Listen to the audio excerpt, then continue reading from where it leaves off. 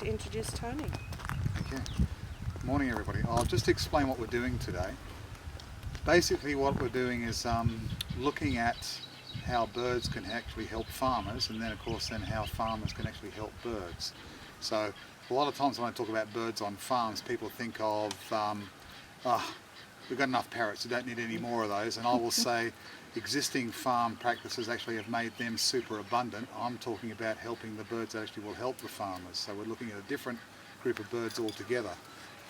So to fit that in perspective, what we're going to be doing is having a look at 3 different habitat types. Here a woodland remnant, and then we're going to have a look at some open pasture land with scattered paddock trees and hopefully a planted area as well. And then we're going to have 3 bird lists to compare.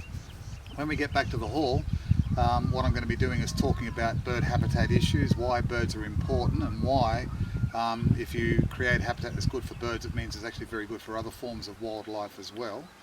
And then I'm looking at the structural complexity issues and the connectivity issues in terms of how birds perceive the habitat and why that's important. So then we're going to have a look at the other 2 sites. Then we're going to be able to compare 3 different bird lists to see what the patterns are.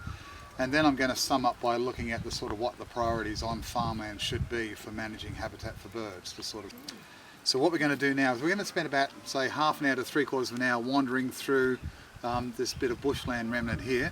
And Nolan, my wife, will be actually making she'll be doing the bird list for us. So you've got to add brown-headed honeyeater because they're calling in there as well. Okay. So we're just going to go in there and get an idea of, we're looking basically at what sort of types of birds we get and what sizes they are. And we're going to then compare that with what we see in other ones. So we're not only looking at diversity, we're actually looking at the species composition as well, and the sizes, because that's all very important when you're looking at this. Okay? White-browed wood swallow. That generally means we're going to be in for a hot, dry summer, because they're a more westerly bird. When they start arriving this time of year, it means we're probably in for a hot, dry summer. Oh. So what pardalay was it? I didn't hear the pardalay. Somebody said they heard a spotted pardalay, did you? Yeah, I thought I heard one. Spotted pardalay. The interesting thing to look at here is that you've got a mixture of grasses, you've got a shrub layer, and you've got a tree layer. And hopefully when we get in a bit further, you'll notice that there are some smaller bush birds that are actually using the shrub layer quite a lot.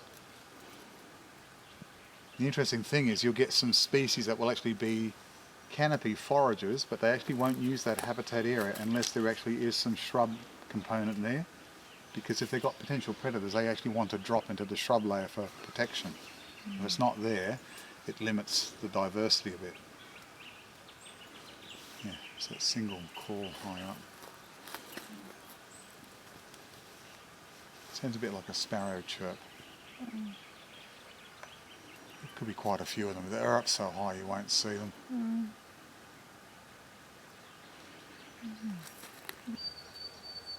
Yeah, that dee-dee-dee-dee, that's the one. It's a grey fantail.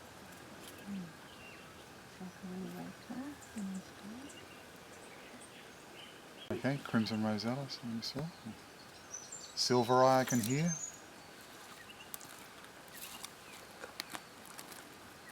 Sorry, I get used to doing bird surveys where I'm very reliant on my ears, because otherwise you spend a lot of time trying to visually confirm everything. We started a little bit more. We started at 7, started recording what was in the corner of that too. So we're actually up to 21 species now. Wow. That's good. What's that? That's the grey fantail again. Is that like a willy wagtail? Yeah, it's just a smaller one, and it's the forest equivalent of it. It's about 3/4 the size and it's grey. On the way up was the yellow-faced honeyeater. They're a migratory species, so they're actually just coming down from further up into Queensland now. They'll head all the way down the east coast, so they use the Great Divide as a corridor up and down. You'll often see them in flocks of hundreds or thousands, and they'll even use scattered paddock trees, sort of just to jump between them. So they use them as stepping stones, but they'll cover very large distances. They can virtually go up into North Queensland and back down to even southern Victoria every year and back. Gives a mirror for the same bird kind, doesn't it? It does. It's a golden whistler too. the eastern spinebill. And there's a couple running through here.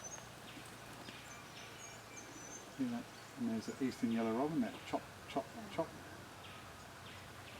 That's the eastern yellow robin. What does he look like? All grey with a lemon yellow breast. The golden whistler is slim like a grey striped thrush in a bit. I can actually show you photos of these on the app if you want to see them later on. And it's brilliant golden yellow with a white throat and a black collar in the male.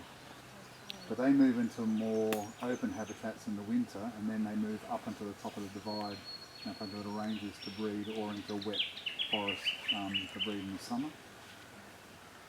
So it's probably saying it's considering this as a high altitude forest as far as it's concerned. So you've got both species here.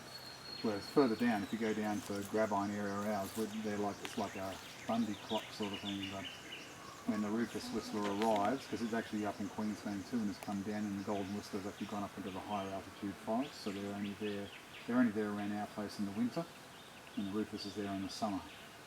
You very seldom get them. September I get an overlap of the two of them, but otherwise they're gone. But we've got both of them here.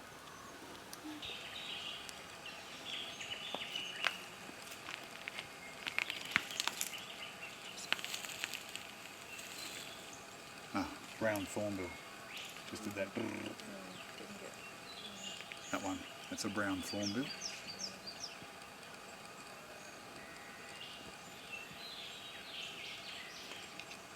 It's a Rufous Whistler. That's the brown thornbill. That's the grey phantom again. That's the yellow-faced honeyeater. And here it's doing that bzz, bzz, bzz. Oh, that's the leaden flycatcher doing that.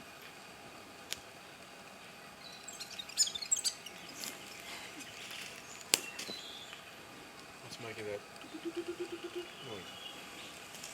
Is that a kookaburra? I think Or is it so. something else? I heard something like a kookaburra. Yeah, I'm hearing something that's the things that are further away. So I'm just trying to concentrate what's in the reserve. So that's the leaden flycatcher. That's a migratory species too, an insectivorous bird that sort of goes up to New Guinea and Queensland and just comes down here then for our summer. It's coming closer. It's a beautiful bird. It's sort of slate grey with a sort of a bluish wash on the head, and its tail quivers like this when it lands, and it's then sort of comes down like a hood with the iridescent blue on top of the grey, and then in the female she's just all grey with a sort of a slight rufous wash to the upper chest.